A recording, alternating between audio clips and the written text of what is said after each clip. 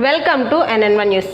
నేను Bharati. Abhyudaya social service organization founder cum director doctor Toleti Raghubabu ఆధ్వర్యంలో స్వాతంత్ర సమర యోధుడు మాజీ ఉప ప్రధాని స్వర్గీయ బాబు జగజీవన్ రామ్ 118వ జయంతి వేడుకలు పోలవరం మండల కేంద్రంలో ఘనంగా నిర్వహించారు. ఈ సందర్భంగా బాబు జగజీవన్ రామ్ విగ్రహానికి పూలమాలు వేసి ఘనంగా నివాళులర్పించారు. అనంతరం గోదావరి నిలయం వృద్ధాశ్రమంలో జగజీవన్ రామ్ బర్త్డే కేకును కట్ చేసి ఆశ్రమ వాసులకు దుప్పట్లు, స్వీట్స్ అందజేసి బర్త్డే వేడుకలు జరుపుకున్నారు. సంఘ సంస్కర్తగా, భారతదేశం మొట్టమొదటి దళిత ఉప ప్రధానిగా, 40 ఏళ్ల పాటు మంత్రిగా పనిచేసి దేశంలో అసమానతలు తొలగొంచి రూపుమాపేందుకు విశేషంగా కృషి చేసిన బాబు జగజీవన్ రామ్ ఆశయాలను కొనసాగించేందుకు ప్రతి ఒక్కరూ నడుం బిగిద్దామని సోబ్బన మోహన్, తోలేటి రఘుబాబు పిలుపునిచ్చారు.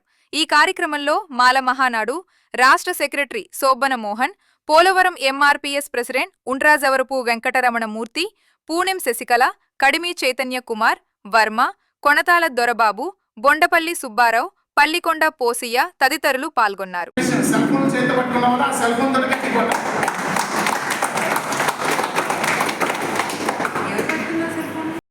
బాబు జగజీవన్ రామ్ గారు 119 జయంతి వేడుకలకి ఇచ్చేసిన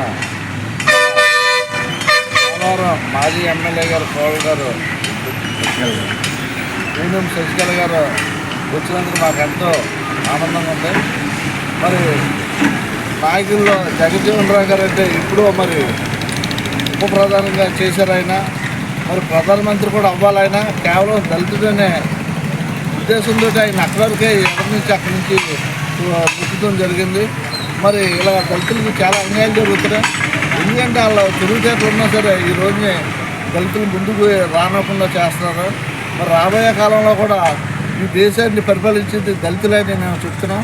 మరి బాబు జగజీవన్ రామ్ గారు మరి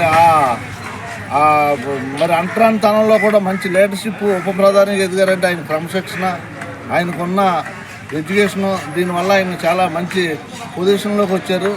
మరి తెలివితేటలు ఉండబట్టి మరి ఆ రోజు మాకు బాబు జగజీవన్ రామ్ గారు, మరి డాక్టర్ బిఆర్ అంబేద్కర్ మన రాజ్యాంగ నిర్మాత, మరి ఇటువంటి వాళ్ళందరూ మరి అటువంటి పరిస్థితుల్లోనే అంటరానితనం ఉన్నప్పుడే ఆయన మంచి తెలివితేటలుగా ఉన్నారంటే ఈ రోజుల్లో మన కుర్రోళ్ళు ఏంటి, మనోళ్ళు ఏంటి, మరి ఇంకెంతగా ముందుకెళ్ళాలి. మరి వీళ్ళని ఆదర్శంగా తీసుకోవాలి. మనలో మనకు విభేదాలు లేకుండాను ఎస్సీ లాంటి అంతా కలిసి ఉండాలని కోరుతూ ఈ అవకాశం ఇచ్చిన మా కమిటీ సభ్యులకి ప్రత్యేక జైబీని తెలియజేస్తున్నాం.